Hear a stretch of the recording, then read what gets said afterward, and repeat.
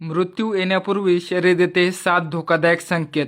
दुर्लक्ष करू नका. मित्रांनो, आज आपण अशा एका विषयाबद्दल बोलणार आहोत जो जीवनातील सर्वात मोठं सत्य आहे, पण ज्याकडे आपण अनेकदा दुर्लक्ष करतो. होय मित्रांनो, आपण मृत्यूविषयी बोलत आहोत. मृत्यू कोणत्याही पूर्वसूचना न देता येतो का, की त्याआधी आपले शरीर काही विशेष संकेत देऊ लागतो? विज्ञान आणि आयुर्वेद या दोघांच्याही मते जीवनाच्या अंतिम टप्प्यापूर्वी शरीरात काही महत्त्वाचे बदल दिसून येऊ शकतात.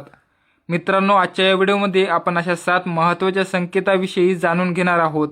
हा व्हिडिओ शेवटपर्यंत नक्की पहा, कारण 7वा संकेत सर्वात आश्चर्यकारक मानला जातो.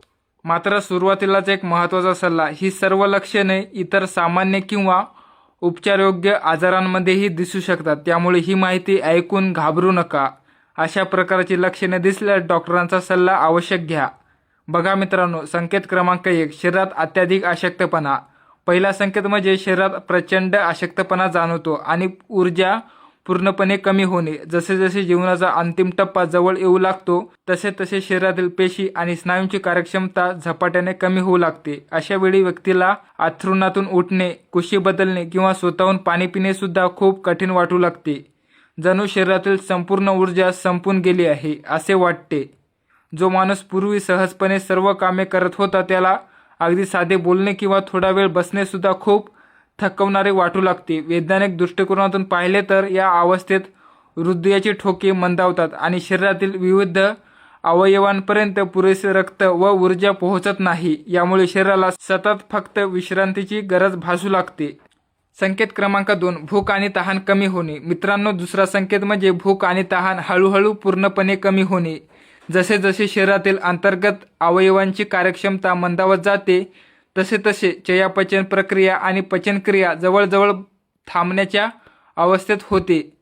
जेव्हा पचनसंस्था व्यवस्थित काम करत नाही तेव्हा शरीराला बाहेरून ऊर्जा घेण्याची गरज कमी वाटू लागते. याच कारणामुळे व्यक्ती हळूहळू खाणेपिणे जवळजवळ बंद करते. अशावेळी कुटुंबातील लोक घाबरून त्या व्यक्तीला जबरदस्तीनं अन्न किंवा पाणी देण्याचा प्रयत्न करतात, परंतु वैद्यकीय शास्त्रानुसार अशा अवस्थेत जबरदस्तीने अन्न किंवा पाणी दिल्यास ते श्वसननलिकेत किंवा फुफ्फुसांमध्ये जाऊ शकते, ज्यामुळे त्या व्यक्तीला अधिक त्रास होऊ शकतो. संकेत क्रमांक 3: सतत झोप किंवा अर्धबेशुद्ध अवस्थेत राहणे. तिसरा संकेत म्हणजे दिवसातील प्रत्येक वेळ शांत झोपेत किंवा बेशुद्ध अवस्थेत राहणे. जसे जसे जीवनातील दोरी कमकुवत होत जाते तसे त्या व्यक्तीला आजूबाजूच्या जगाशी संपर्क कमी होऊ लागतो. ती व्यक्ती बोलणे खूप कमी करते किंवा पूर्णपणे बंद करते. तिला जागे करण्याचा प्रयत्न केला तरी पूर्ण शुद्धीवर आणणे कठीण होते. यामागील वैज्ञानिक कारण असे सांगितले जाते की शरीरातील उरलेली थोडीफार ऊर्जा जपवण्यासाठी मेंदू आणि हृदय शरीराला विश्रांतीच्या अवस्थेत ठेवण्याचा प्रयत्न करतात. त्यामुळे व्यक्ती अर्धबेशुद्ध किंवा शांत झोपेच्या अवस्थेत जाऊ शकते, जेणेकरून शरीराची ऊर्जा कमी खर्च होईल. संकेत क्रमांक 4: श्वास घेण्याच्या पद्धतीत बदल. चौथा संकेत म्हणजे श्वास घेण्याच्या पद्धतीत मोठा बदल होणे.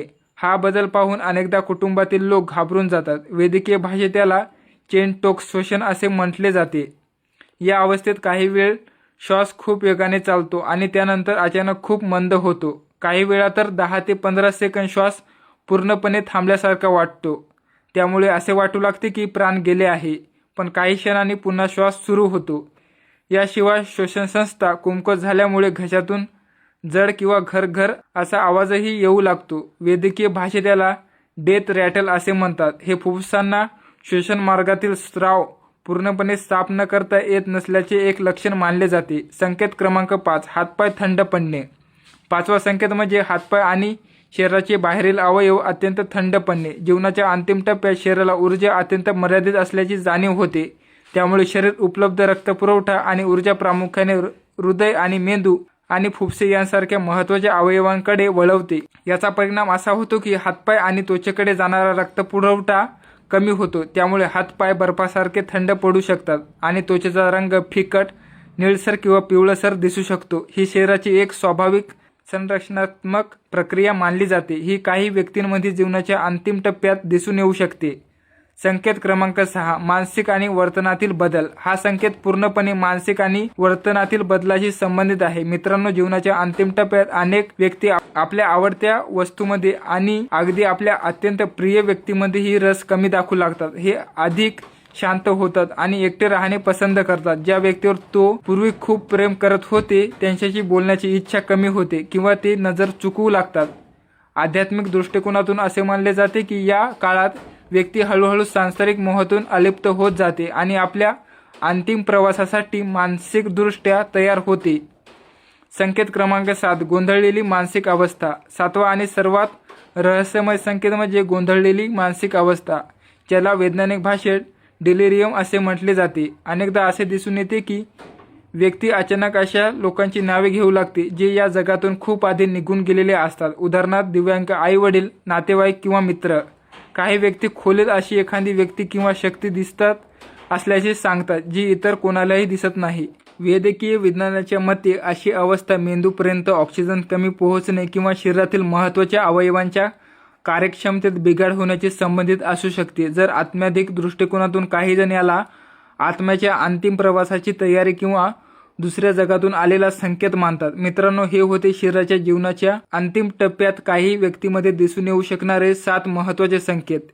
मृत्यू हे जीवनाचे अटळ सत्य आहे, तरी अशा लक्षणाकडे पाहून घाबरण्याची गरज नाही. त्याऐवजी आपल्या प्रिय व्यक्तींना त्यांच्या शेवटच्या काळात अधिक आधार, प्रेम आणि शांतता मिळेल यासाठी प्रयत्न करणे अधिक महत्त्वाचे आहे. हेही लक्षात ठेवा की ही सर्व लक्षणे इतर उपचारयोग्य आजारामध्येही दिसू शकतात. त्यामुळे केवळ या लक्षणाच्या आधारावर कोणताही अंतिम निष्कर्ष काढू नका आणि आवश्यक असल्यास तज्ज्ञ डॉक्टरांचा सल्ला आवश्यक घ्या. मित्रांनो, जर तुम्हाला ही माहिती उपयुक्त वाटली असेल तर व्हिडिओला लाईक करा आणि आपल्या कुटुंबियासोबत व मित्रासोबत शेअर करायला विसरू नका. अशा ज्ञानवर्धक आणि आरोग्यविषयक माहितीसाठी आमच्या चॅनलला सबस्क्राईब करायला विसरू नका. ईश्वर तुम्हा सर्वांना उत्तम आरोग्य आणि दीर्घ आयुष्य देवो. तुमचा अमूल्य वेळ दिल्याबद्दल मनपूर्वक धन्यवाद.